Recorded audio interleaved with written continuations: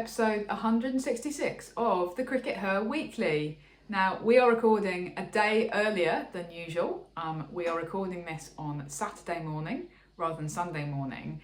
And that means that actually we woke up this morning to some huge news overnight, didn't we, Syd? Yeah, we did. My phone started buzzing at about 2 a.m. Because Taylor Swift dropped a new track. It's called Hits Different. No, Syd, this is the CRICKETher Weekly. This is a women's cricket podcast. Okay. Okay? Yeah. Right, okay, understood. So what is the big news that I'm actually referring No, to? there is some huge women's cricket news that Meg Lanning has been ruled out of the Ashes. I think that's the way to put it. Yeah. So she won't be coming to England and we won't be seeing her next month. The statement from Cricket Australia reads, on the advice of Cricket Australia medical staff, Lanning has been withdrawn from the squad due to a medical issue which requires management from home. A timeline for Lanning's return to play will become clearer in due course. So there you go. And it's also been announced simultaneously that Alyssa Healy is going to be captain for the forthcoming series. She, of course, stood in for Lanning last year when she took her mental health break. So we don't have any particular information about kind of what this issue might be, and so obviously it wouldn't really be fair to speculate, but I have to say that I do have a little bit of an insight in the sense of I'm pretty sure it must be something that's arisen very recently and has come on quite suddenly, purely because I actually interviewed Meg Lanning just over a week ago, about 8 or 9 days ago, for a piece that I'm writing, a feature piece on the history of the Women's Ashes over the last 10 years since Lanning made her debut in 2013, her Ashes debut. And we had a lovely time on the phone reminiscing for about half an hour about all of these previous Ashes series. And she was very relaxed, very friendly, and I have kind of spoken to her a few times over the years, and she just seemed the most relaxed that she's ever been, and very excited about the forthcoming Ashes series. Talked about being excited to play in a 5-day test at last. There was absolutely no indication that she might not be coming to England, and that, as I say, it was 8 or 9 days ago. So we're talking very recently here. So yeah, it's obviously something that's happened quite suddenly to rule her out, and it does seem a huge shame because, as I say, we had this really nice conversation where she was really looking forward to coming. So yeah, it's a bit of a blow, Syd, for Australia. I mean, are we thinking now that this means that the Ashes is going to be less one-sided than you've been saying it's going to be? Well, it certainly is a blow for Australia. I mean, she's a fantastic captain in the kind of modern sense of captaincy, that she's got this remarkable ability to absorb all of the information that she's given by the analysts and the scouts, and then to put that into practice, on the pitch. And nobody in world cricket does that like she does. And that's why she's so important to Australia now, and it will be irreplaceable because Alyssa Healy just doesn't have that ability. Nobody has that ability, and that's kind of different from the leadership thing, but it's still so important in modern cricket because you've got all this information, and if you can marshal it the way that Meg Lanning does, that's why, as I say, whenever you watch Australia play, there's always a fielder in the right place, and that's because of her remarkable ability to do that. So it is a blow. In terms of like the actual cricket and the playing, then it perhaps is a little bit less so. I mean, the one person, in a way it's very good news for is Phoebe Litchfield, isn't it? Because we were saying, where does Phoebe Litchfield fit into this team? Because there didn't appear to be an opening necessarily for another batter. Well, there is now, and you think that she will probably play every game, and she's looking likely to open in the test, you'd imagine, as well, because Healy has said, I don't want to open in the test. I've explicitly requested not to do that because I did it last time and I kept wicket and I was so tired at the end of it, and this one's going to be 5 days instead of 4, so it's going to be even worse, right? So we don't know whether at that point that Healy said that she knew about Meg Lanning, but it certainly does, as you say, leave a spot open at the top of the order for Phoebe Litchfield to come in and show what she can do. Yeah, but in terms of like the actual batting, I'm not sure that Phoebe Litchfield is going to come in and provide just as an effective batting performance as anybody else. So I don't think that England will be too hoopla that suddenly that Australia are going to score 1,000 less runs in the series. But definitely a blow, and definitely the kind of thing that is. I mean, ultimately, all the fans are going to be disappointed, right? Yeah, because you want to play, and even England will want to play against the best players. Yeah. So even the England players will actually be a bit disappointed not to be able to face Meg Lanning, because that's what you want as a player. You want to test yourself against the best. So disappointing for everyone, but obviously we wish her the best, and we hope that that we do see her again in the future. Absolutely. Okay, on to matters closer to home, Sid, because there's been an awful lot of Lottie Cup matches played this week. Yeah, my head's spinning. I've watched so many different live streams, and you've been down to a couple of games this week while I've been beavering away at my day job. I have, yeah. So I'm just getting up the points table so far, because it's been an interesting one. It's a table of two halves, isn't it? That sounds very cliched, Sid. And the thing is that because of the schedule, some of the teams have played 4 matches. Stars have played 4 matches. Some of the teams have played 3 matches, and some of them have played 2 matches. So it's not looking great for Stars, who have played 4 games, as I say, more than anybody else, and are only on 4 points, so they're kind of in the middle of the table. Sunrisers and Thunder, unfortunately, bringing up the rear. I was going to say as usual, if that doesn't sound too harsh. They both played 2 games and are on 0 points. But that will change later today, I believe, because they're playing each other. So hopefully one or other of them will get some points on the board, unless something goes very strangely.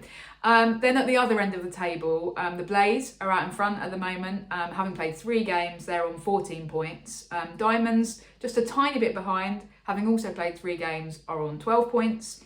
And Vipers are on 9 points, but have only played 2 matches, so they've got a game in hand. So those 3 are kind of really out in front. And I've had quite an interesting week because I've been able to watch... I've watched the Stars twice live. The first time was their match against Vipers, the home game for Vipers at Falkland Cricket Club. Yeah, just down the road. Well, when we say just down the road, Berkshire's a really weird place if you don't know it. Berkshire is very, very long and thin. So just down the road, it's still like a 40-minute drive. Yeah. But it is, on the other hand, just down the road because there's a motorway called the M4 that goes all the way through Berkshire, all the way through the long thinness. And the M4 is just... a few hundred yards in that direction. I'm sure everyone's really grateful to you mansplaining the M4 to them, Sid. Well, no, all our Australian friends and things won't know what the M4 is. All right. So, Okay. it's only one road all the way down to the other end of Berkshire. Anyway, shall we return to talking about cricket rather than roads?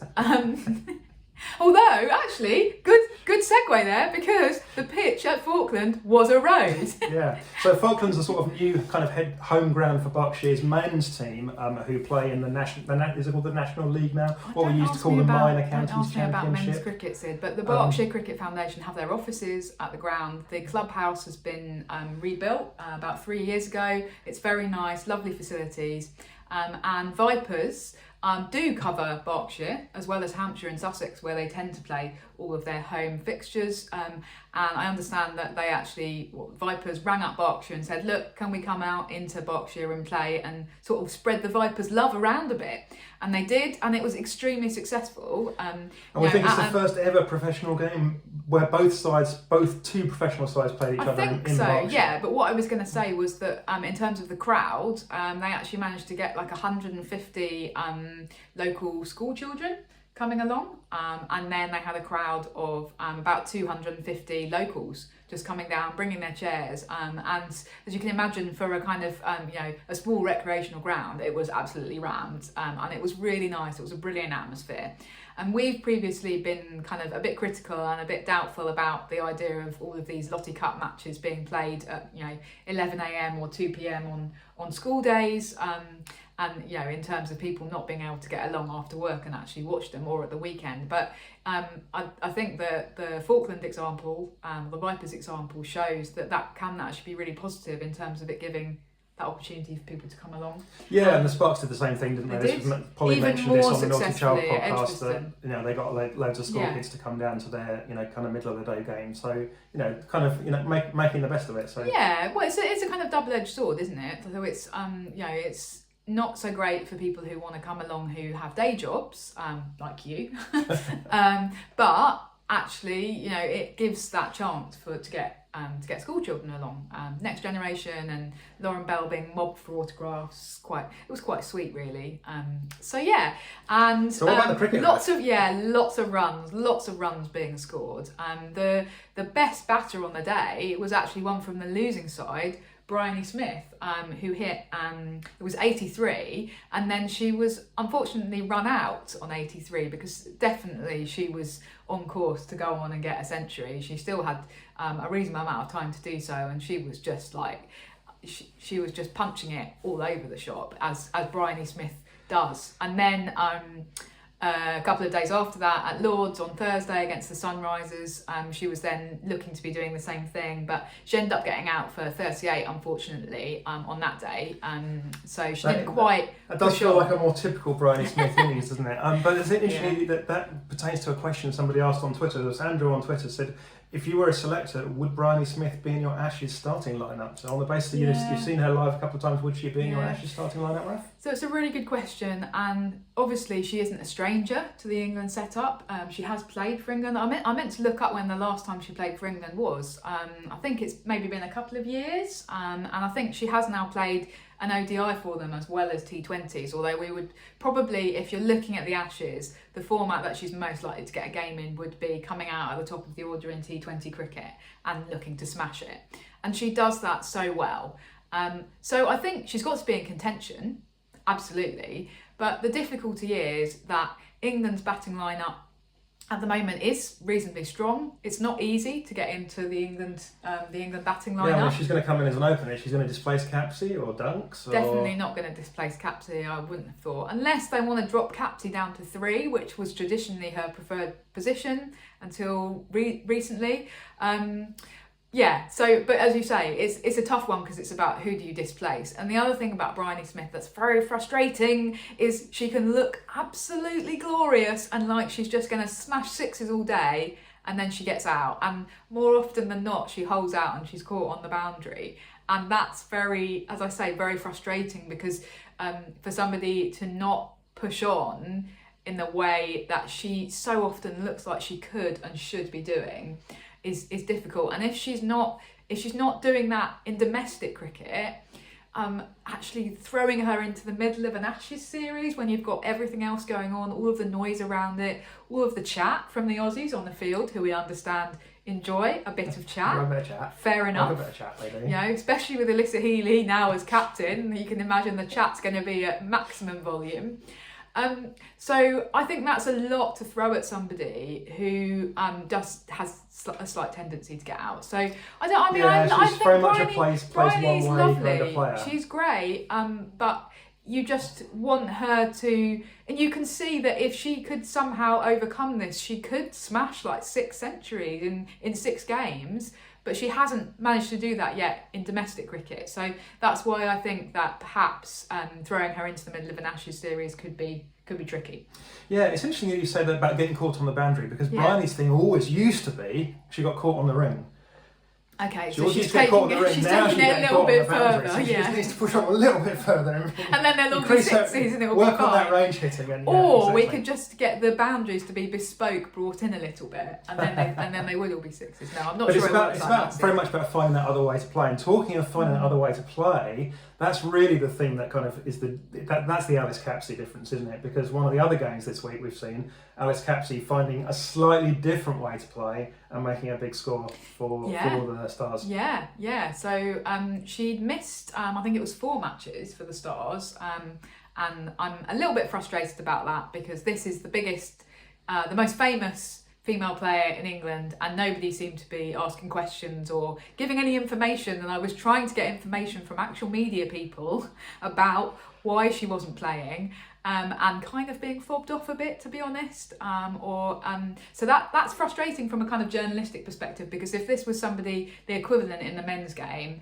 then the media would be all over it like a rash, and nobody was asking questions. Anyway, she returned to the team on Thursday at Lords pretty successfully,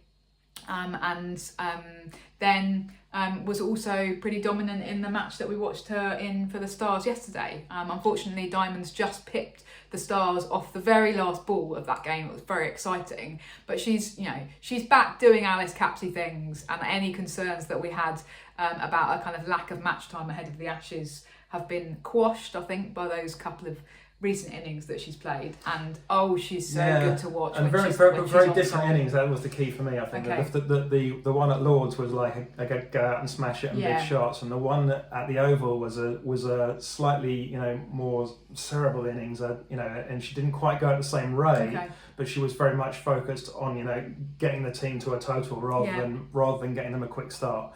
So that's what's so impressive about the way that she can play, and that's the big difference between her, because we've seen lots of other players hitting scores of 80 in this competition, and those people like Holly Armitage, for example, what is the difference that means that Alice Capsey is the one that's in the England team, and Holly Armitage, who's also hitting similar totals, isn't in the England team, and it is being able to do things like find different ways to play.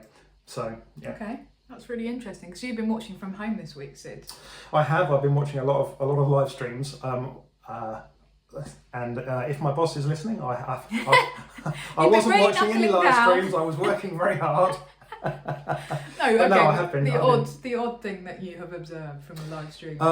So one of the big things for me that I've seen a couple of Storm games this week on the live streams, and Storm are really struggling, aren't they? In some ways feels that they're struggling more than Sunrisers. I mean, they didn't actually get a win, but generally they look poor. And it's like Danny Gibson, I mean, Heather Knight aside, Danny Gibson looks like she's we mentioned her last week and said how much she's come on, but it really looks like she's Storm's at Grace Scrivens, that, she's leading the bowling, leading the batting, and if it's not her day, then they're really struggling. And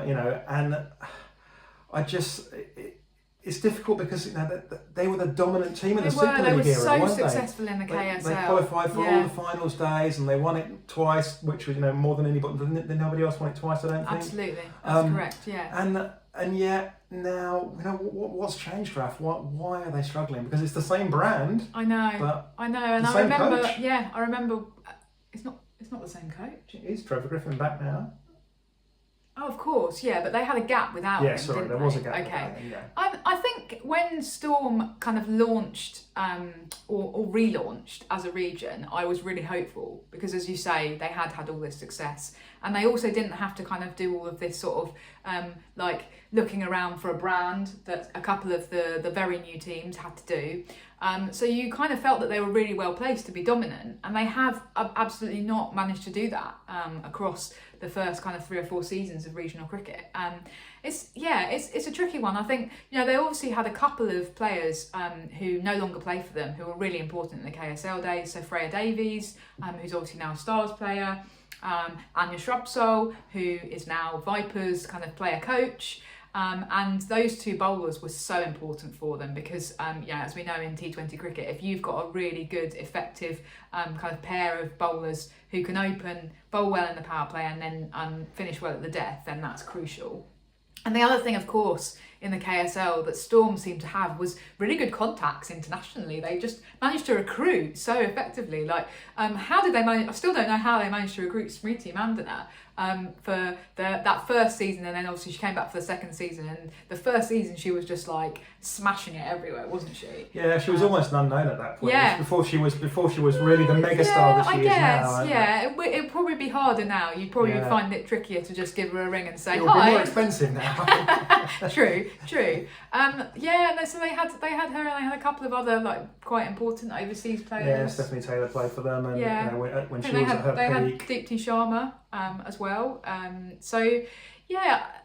I guess it's a sort of combination of things, isn't it? And it shows that I suppose a franchise can never take success for granted. You can't just kind of rest on your laurels and go, oh well, we've been really dominant in this era, so we're going to keep being dominant in this next era. It's cricket, it's cyclical, isn't it?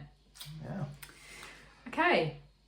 Now, related to you watching all of these live streams at home, Syd, is actually that there's been a big announcement this week in relation to men's county live streams.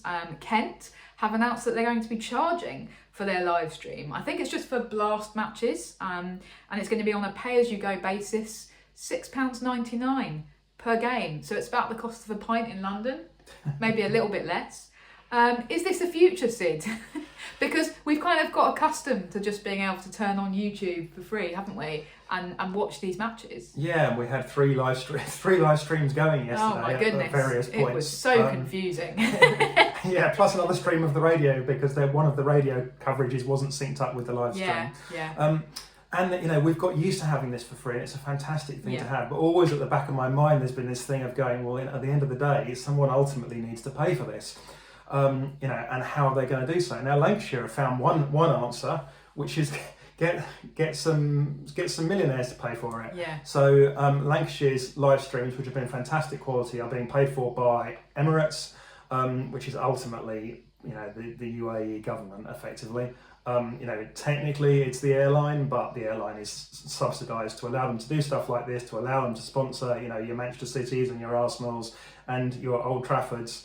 And part of that has been to put in this, fantastic TV setup where they've got, a proper TV studio and they're paying for directors and everything.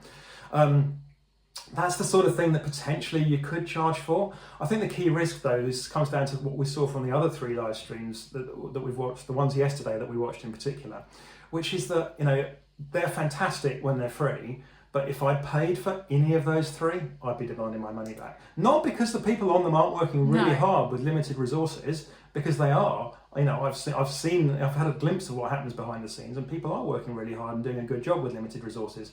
But at the end of the day, just like this podcast, it's all kind of hacked together, and you wind up with the YouTube stream drops out, or you wind up with no commentary, and the commentary's on one thing, so you have to get the commentary up on your phone and then watch the live stream on TV. The frustrating thing with the Vipers game yesterday was that the commentary was really good, but the audio quality was really terrible. It was very fuzzy, and it kept dropping in and out. And as you say, if you paid $6.99 for that, we'd be ringing up Kent and going, excuse me, it wouldn't be Kent because it's Vipers, but so they'd be a bit like, no, it's nothing to do with us. I want my money back for that. So I think that Kent have a real challenge on their hands to be able to produce a product that's good enough to be able to charge for. I think that's it. It's where is this money going to go, isn't it? They don't seem to be saying that they're going to put this money into making the quality of their streams as good as Lancashire's are. Well, I mean, ultimately, to get the quality of stream that Lancashire have got, it needs an enormous amount of money. You need an enormous amount of investment up front to be able to build the facilities to purchase. Because even purchasing, the kind of the TV quality cameras that you buy from people like Sony, they don't cost 200 quid each. They cost thousands of pounds. Yeah. A proper TV editing console for your director to run the stream costs tens of thousands of pounds. Well, I'm seeing some of this at Bournemouth University, because obviously to run some of these multimedia production journalism degrees, you need some of this equipment, and it's very expensive, and that's what some of the tuition fees are going towards ultimately, is actually having this equipment and having it very carefully controlled so that students can't just not students, but somebody can't just walk out with it. It's really expensive. It costs a lot. Yeah, so it's a huge challenge, and I just don't think that we're at a point where we're really ready to be able to charge for any of this stuff. But it'll be interesting to see. My guess is that they will drop it next year, and that we will see perhaps more people move to a much more explicitly sponsored live streams, the way that Emirates are effectively sponsoring. You get Emirates is mentioned, that they clearly told the commentators to mention Emirates every 10 minutes in the stream from Lancashire. Which is fine because that's the way that the advertising market works. So I think that sponsored live streams, directly sponsored, are potentially the future. But I think that actually getting people to pay for it in the way that Kent are trying, let's see next year. I'm just imagining that we won't see it Kevin again. James and Mel Story just holding up a packet of hobnobs and being like, Vipers live stream sponsored by hobnobs. I think the biscuit market could be a big one potentially for cricket commentary sponsorship. That's my well, if any biscuit companies would like to sponsor the CRICKETher Weekly, then we'd be more than happy. Please email biscuits at CRICKETher Weekly. We can have them with our Indian Bakewell coffee seeds. Right. Thank you very much, everybody, for tuning in. We'll wrap up there. We'll see you in a week's time. Bye for now. Bye.